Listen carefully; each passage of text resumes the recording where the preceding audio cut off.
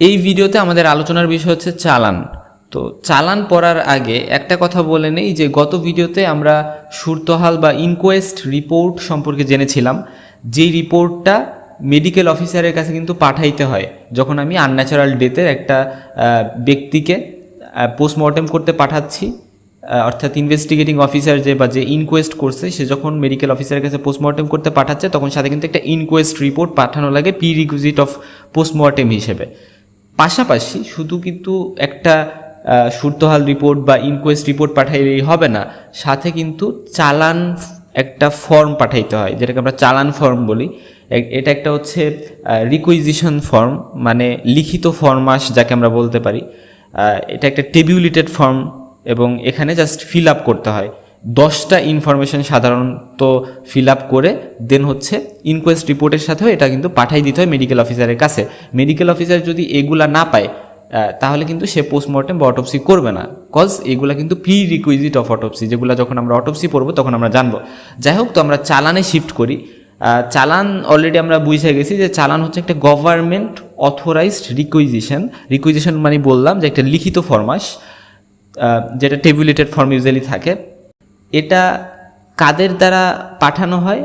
Answer হচ্ছে যারা inquest করে, কোনো অথরাইজড পারসন, যেমন সেটা হইতে পারে ইনভেস্টিগেটিং অফিসার মানে পুলিশ হইতে পারে, অথবা ম্যাজিস্ট্রেট, ইনকোয়েস্ট করলে ম্যাজিস্ট্রেট হইতে পারে, বা করোনার হইতে পারে। সাধারণত করোনার তো বাংলাদেশে হবে না, এটা বিদেশের ক্ষেত্রে প্রচলিত, অর্থাৎ ইউকে বা ইউএসের কিছু স্টেটে।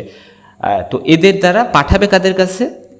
যারা মেডিকেল অফিসার অর্থাৎ ডক্টর, তাদের কাছে হচ্ছে পাঠানো হয় কি করতে?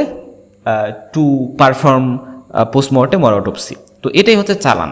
এই যে চালান, এই চালানের কন্টেন্ট কি, বা চালানের মধ্যে বললাম যে টেবুলেটেড ফর্মে বেশ কিছু জিনিস আমার ফিল আপ করতে হবে। তো এই বেশ কিছু জিনিস কি কি? 10টা জিনিস আমরা মনে রাখবো।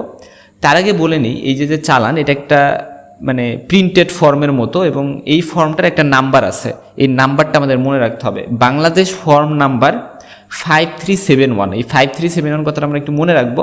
10টা জিনিস হচ্ছে ফার্স্টেই name and cause of diseased.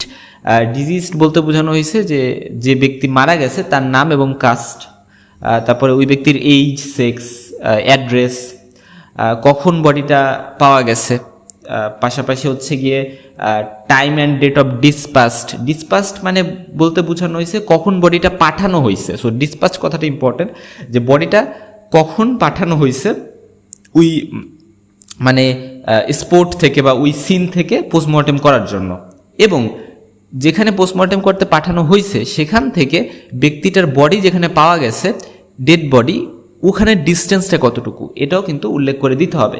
পাশাপাশি মিনস অফ ডিসপাস মানে হচ্ছে কিসে করে পাঠানো হচ্ছে, কি উপায়ে পাঠানো হচ্ছে, এটা কি গাড়ি করে পাঠানো হচ্ছে নাকি অন্য কোনো উপায়ে পাঠানো হচ্ছে, সো এটা উল্লেখ করে দিতে হবে। এবং name of identifying police officer, অর্থাৎ যে বডিটাকে অ্যাকচুয়ালি আইডেন্টিফাই করছে সেই পুলিশ অফিসারের নাম, বা আমরা এখানে ইনভেস্টিগেটিং অফিসারও বলতে পারি, তার নাম এখানে উল্লেখ করতে হবে। এবং বডিতে যদি কোনো মার্কস থাকে বা আইডেন্টিফিয়েবল মার্কস, অর্থাৎ যেগুলো দেখে বোঝা যাবে, তাহলে সেই মার্কসগুলোর কথা উল্লেখ করে দিতে হবে। এবং এই যে ইনভেস্টিগেশন করা হয়েছে, ইনকোয়েস্ট করা হয়েছে, সেই ইনকোয়েস্ট অনুযায়ী ডেথের কারণ কি হইতে পারে, মানে যতটুকুই করা হয়েছে অ্যাজ ফার অ্যাজ নোন, যতটুকু জানা হয়েছে তা থেকে ডেথের কারণ কি হইতে পারে সেই কারণটা এখানে উল্লেখ করে দিতে হবে। এবং আলটিমেটলি ওই ডেড বডির গায়ে যে সকল ক্লোথস ছিল বা ডেড বডির সাথে যে সকল জিনিসপত্র পাঠানো হয়েছে পোস্টমর্টেমের করার জন্য, সে সকল জিনিসপত্র কিন্তু সম্পর্কে উল্লেখ করে দিতে হবে। কারণ যখন মেডিকেল অফিসার পোস্টমর্টেম করবে তখন কিন্তু সে অ্যাকচুয়ালি এই জিনিসগুলো মিলিয়ে দেখবে যে ঠিক আছে কিনা। যদি দেখে যে ঠিক নাই তাহলে সে কিন্তু পোস্টমর্টেম করবে না। পাশাপাশি এখানে কিন্তু আমাদের চালান ফর্ম নাম্বার উল্লেখ করতে হয়, বা এখানে হলো গিয়ে যে ইনভেস্টিগেটিং অফিসার বা যে ইনকোয়েস্ট করে বা যে অ্যাকচুয়ালি এই ফর্মটা পাঠাচ্ছে তার সিগনেচার এখানে থাকতে হয়। সো এই বিষয়গুলো কিন্তু এখানে থাকবে, এবং যে ইনকোয়েস্ট করছে সেই কিন্তু এটা ফিল আপ করে মেডিকেল অফিসারের কাছে পাঠাবে। এখন আলটিমেটলি আমরা একটা বিষয় দিয়ে শেষ করব, সেটা হচ্ছে চালান আর এই যে ইনকোয়েস্ট রিপোর্ট, এদের মধ্যে ডিফারেন্স কি। ইনকোয়েস্ট রিপোর্টে আমরা দেখছিলাম যে এরকম নাম বা বডির ডিসক্রিপশন এগুলো দেওয়া লাগে, কিন্তু এদের মধ্যে কিন্তু নোটেবল কিছু ডিফারেন্স আছে। যেমন চালান হচ্ছে একটা গভর্নমেন্ট অথরাইজড ট্যাবুলেটেড, অর্থাৎ এটা অবশ্যই ট্যাবুলেটেড হবে, টেবিল ফর্মে থাকবে। এবং এটা প্রিন্টেড হবে, এটা ফিল আপ করতে হবে। আর ইনকোয়েস্ট রিপোর্টের ক্ষেত্রে এটা হচ্ছে আমাদের কি কারণে মারা গেছে, এই যে আনন্যাচারাল সাডেন সাসপিশিয়াস বা সন্দেহজনক ডেথটা হইলো, এটা কি কারণে, মানে এর কী কারণে ব্যক্তিটা মারা গেল, এটার কজ জানতে একটা প্রিলিমিনারি ইনভেস্টিগেশন বা ইনকোয়ারি করার জন্যই কিন্তু ইনকোয়েস্ট রিপোর্টটা বেসিক্যালি তৈরি করা হয়। এবং এটা একটা প্লেন পেপারে করা যায়, এটাকে টেবুলেটেড ফর্মে করতে হয় না নর্মালি একটা প্লেন পেপার বা সাদা কাগজেই করে ফেলানো যায়, কোনো ফরম্যাটিং থাকে না। যদিও ফরম্যাটিং থাকে, বাট ওটা নিজেই তৈরি করে নিতে হয়, কোনো পার্টিকুলার মানে প্রিন্টেড কপি দেওয়া হয় না। ইনকোয়েস্ট রিপোর্টে কিন্তু একটা ব্রিফ হিস্ট্রি থাকে, এই যে ডেড বডি বা এই সম্পর্কে একটা ব্রিফ হিস্ট্রি থাকে, বাট চালানে কিন্তু এসব কিছু থাকে না।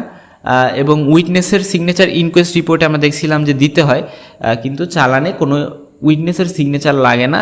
এখন যদি আমরা বলি যে ভ্যালু কোনটার বেশি, আনসার হচ্ছে চালানের ভ্যালু বেশি, যেহেতু এটা অথরাইজড, গভর্নমেন্ট অথরাইজড। তো চালান নিয়ে আমাদের এতটুকু জানলেই হবে।